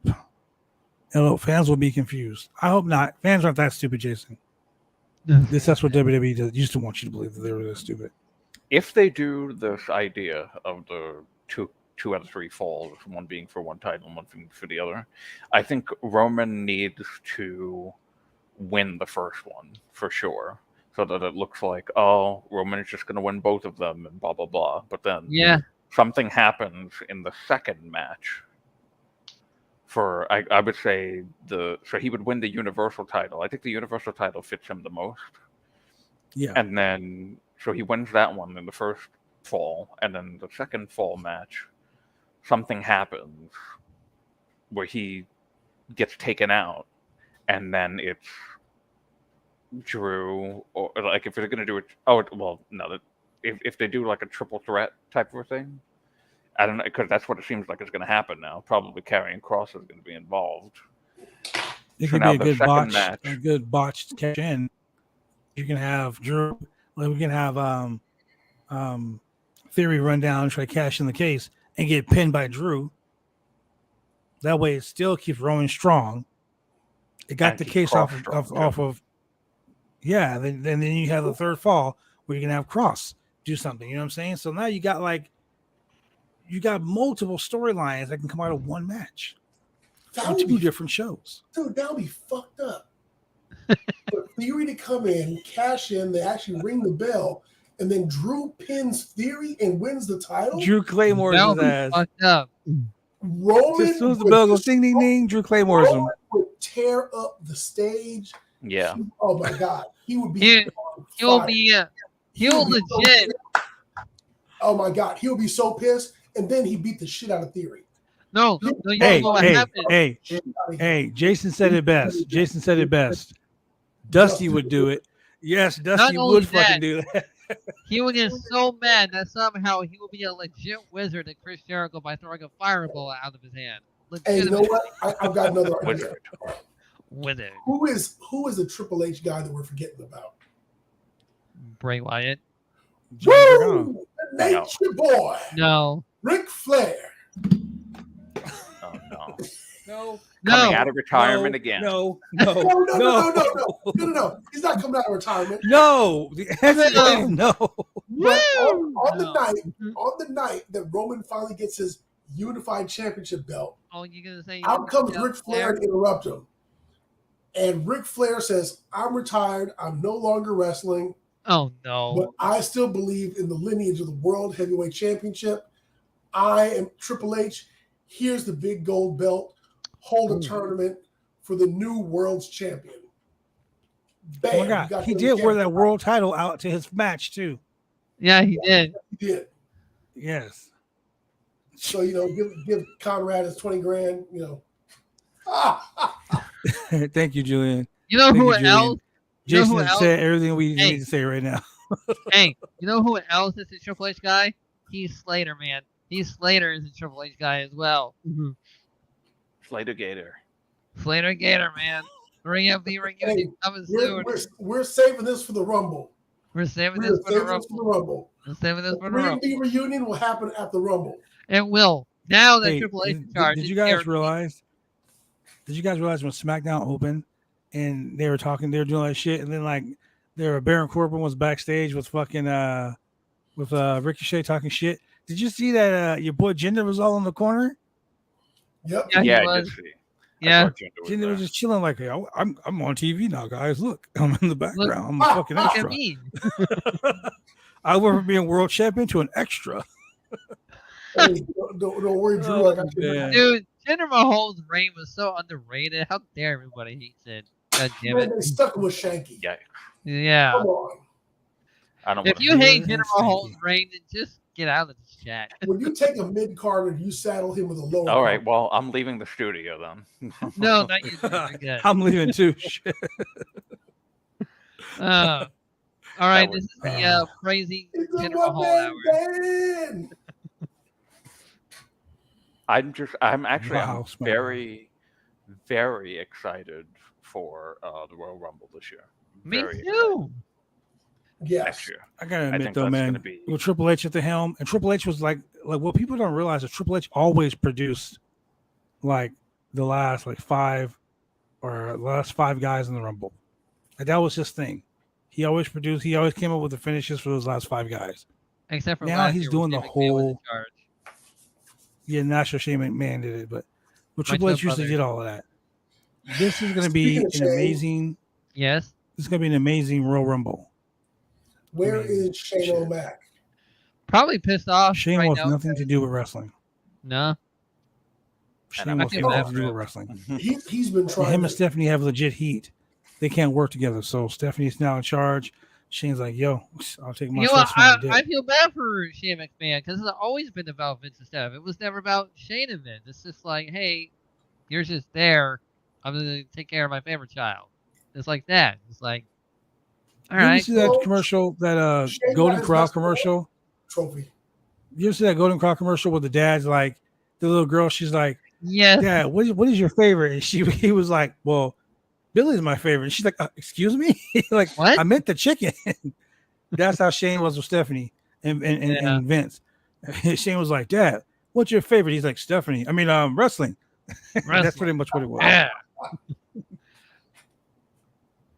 Man. Poor Shane. But on the flip side, I think this week in wrestling was actually pretty good. Even the Battle of the Belts. Rampage was good. Those of you who are AEW Dynamite was good. Yeah. Dark was good. Dark Elevation was good. Even the motherfucking even what do you call it was good? Being the Elite. Even that was good this week. I barely watched it. Damn.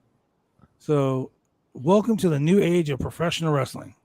The new era. Let's see how it goes. And like Julian said, the next month. I'll give it 45 days. What about you? You got to give it like 6 SmackDowns at least. So 6 Raws. 90 days is correct, but wrestling fans will start shitting in 30. I'm just saying. Wrestling fans are already shitting right now. Correct. It's been 2 weeks of Vince McMahon. It's been 2 weeks since it's been 2 weeks since the new McMahon Helmsley era has started. It's already crumbling down because Karrion Kross is in. So yeah, and he has hair. Oh my God, he has hair. So fucking what? What is he, Samson? Before we forget, I've got to go back to Vince McMahon for a second. Back to my whole rant about how we've been conditioned to believe that it was Mr. McMahon who did these, who committed these alleged crimes, and not good old Vince, the owner of the company. But it was Mr. McMahon that you saw him 20 years ago. He was crazy and wacky, always grabbing titties and ass. Oh, Vince goes to jail. Did you see those fucking t-shirts? I'm an asshole, but shit, I'm a millionaire. Millionaire asshole. I was like, did this dude make merch for his self-defense? Yes. It's like, Your Honor, clearly you can see that this gentleman's an asshole and he can't control himself. Look at the t-shirts. He's got 3 of them. He's got 3 t-shirts. No, I bought you some merch. Here, this is signed by Mr. McMahon himself. One of those t-shirts is him getting arrested, isn't it? Yeah, it is. Tells you everything you need to know. Yeah. He's getting arrested, guys. He's going to jail. He's going to jail. Vince is going to have a do-rag on in jail talking about I'm a soldier. They keep it You're gonna be dropping N-bombs in jail. You're doing it on TV. So. Yeah, the Booker T right through the face. Hey, I gotta say this though. Who is the real MVP of professional wrestling right now, bro? The Wall Street Journal. The Wall Street Journal did what WCW couldn't do. It did what Dixie Carter couldn't do. Hell, it did what Tony Khan couldn't do. It put Vince McMahon out of business. Vince is still a free man with all his Vince money. Screw Vince. Vince is still a free man with all his money. You're right. Vince is still a free man. All they help him do is retire early. Please, Wall Street Journal. And Bret Hart is like with a shitload of money. I implore you, please have me investigated so I can retire early with a lot of money in my pocket. The only thing that matters wrestling right now MVP is that Roman has a shirt that says "Acknowledge your daddy." Acknowledge your daddy. Yes. But the real MVP of professional wrestling right now is the Wall Street Journal. We can all thank the new Triple H era on the Wall Street Journal. There's 9 letters that Vince McMahon hates right now: NDA, DNA, WSJ. Hey, those are the 9 letters he hates right now. In a couple of weeks, someone's going to release some telephone recordings on the person who dropped the dime on Vince McMahon, and they're going to be like this: "Hello, Is this the Wall Street Journal? I'd just like to inform you that I think that McMahon has been paying money for some ass. And let me tell you who the women are that he's been paying over all these years. Triple H is sitting there in the background like, finally. With his theme song. Take NXT for me, see what happens. Oh, man. Actually, I while you were doing that, I did look. It turns out the Mr. McMahon shirts are not on WWE Shop anymore. So. Oh, he's going to jail. they were Monday. I think I took the snapshot on Monday when I posted it. Because I was like, well, you posted. I thought it was a joke, but at first I saw it and I went and looked. No, I was like, what the fuck? No. Dude, I was like, wait, what? I thought it was some pro wrestling tees to shit first. I was like, that's on shop.com. Yeah, it was on the shop. On the shop zone. Not anymore. Man, I was crazy. Oh, man. And you know what? I should have ordered one when I had the chance. I have a thing to say. Right now, Bret Hart is like, fucking finally. Bret Hart's like, Vince screwed Vince. Screwed a lot. Let me know how it feels. Bret Hart, best there is, the best there was, the best there ever will be. Dude, do we really believe the conspiracy that this was an inside job? Nah. Bro, if it was a great fucking inside job. High five. What if it was, what's his name? What if it was a Bret Hart guy? No. Get him, idiot. The camera cut guy. What's his fucking name? Kevin Dunn. Kevin Dunn. Kevin Dunn. Kevin Dunn's like, what? I want to make sure this motherfucker is gone. Yeah, but apparently he ain't gonna fire me and tell me too many cuts. He doesn't want to work with any of those with Triple H and. That's too bad. I don't know, bro, because Triple H did a fucking podcast the other day, and he said the 4 people that are going to keep they're going to leave the WWE in the new era were Nick Khan, Triple H, Vince McMahon, and Kevin Dunn. Definitely. Hey man, all I gotta say is this: during the Wall Street Journal trial, when they start bringing up video footage, if I see this as GTV in the corner, wait.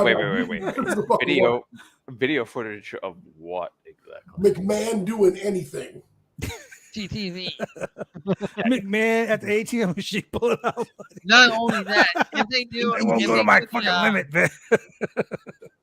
God damn it, Linda, give me the other ATM card.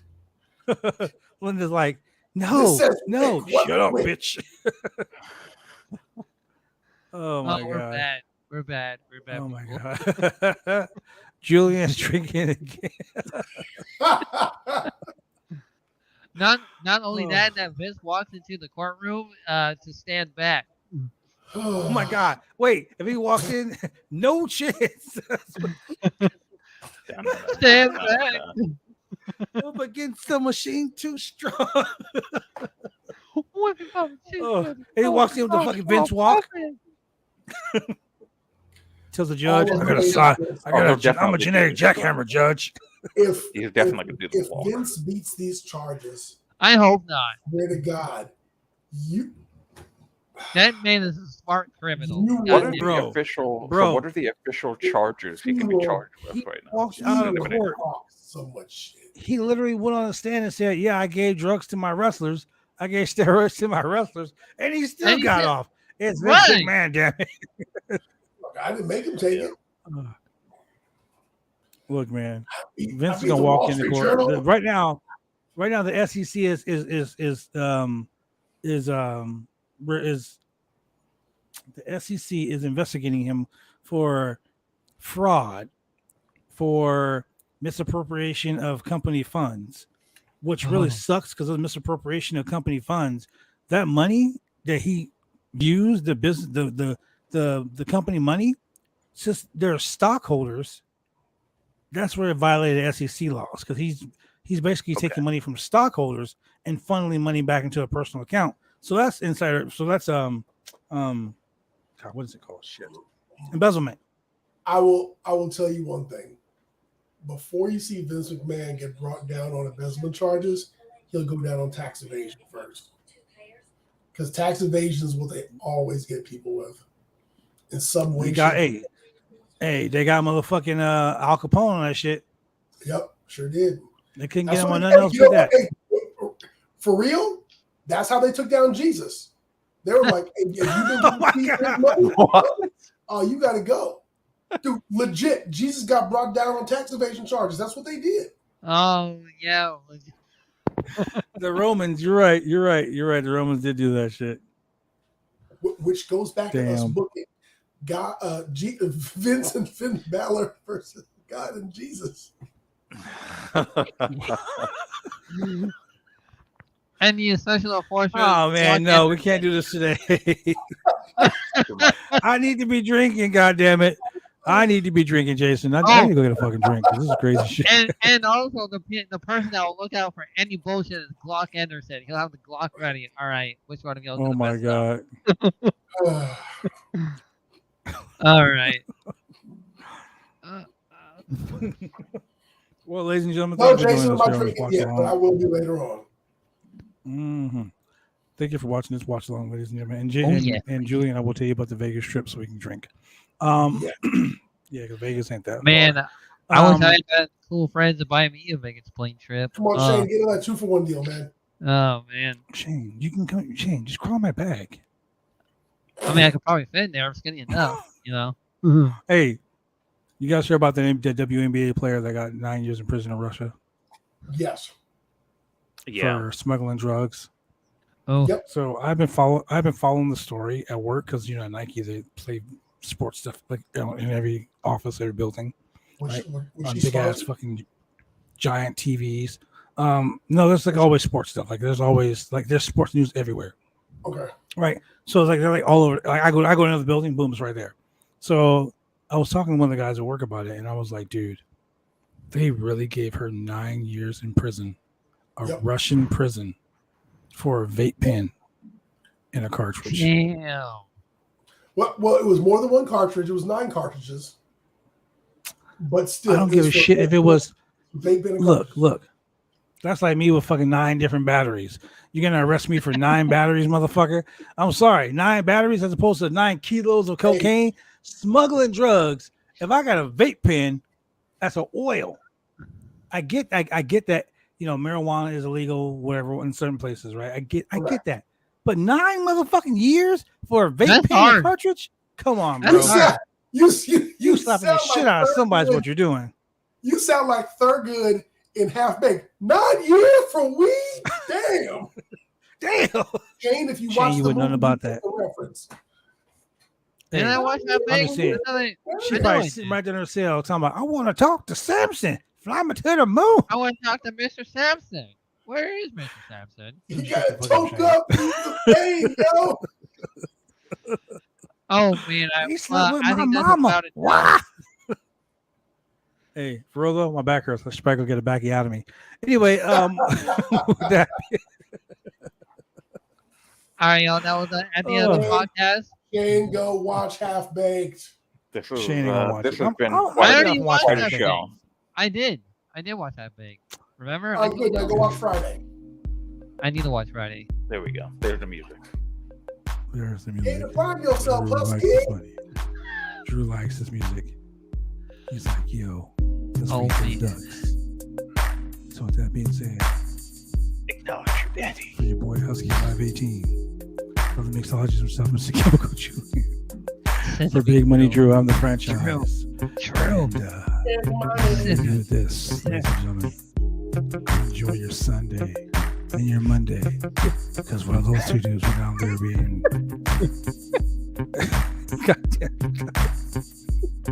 goddamn submissive and breathable. Oh hell yeah.